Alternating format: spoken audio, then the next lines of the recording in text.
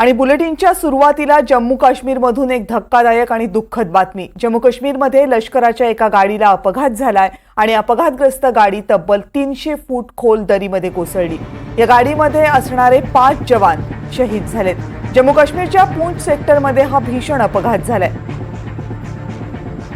जवानांना घेऊन जाणारा ट्रक दरीत कोसळला आणि यामध्ये 5 जवान शहीद झालेत। आपले प्रतिनिधी रामराजे शिंदे या अपघातासंदर्भातली आणखी माहिती आपल्याला देतील। रामराजे,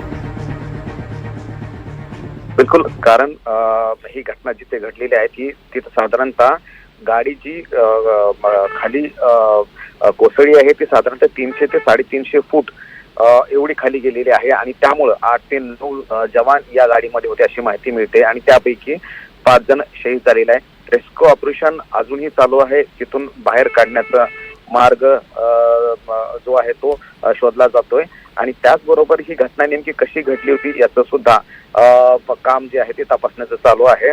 आणि मेंढर हा परिसर आहे की जिथं एक गाडी जी आहे तिचा रस्ता चुकला आणि त्याच्यामुळे ती खाली गेल्याची आपल्याला माहिती मिळते, दरीमध्ये कोसळल्याची ही माहिती मिळते।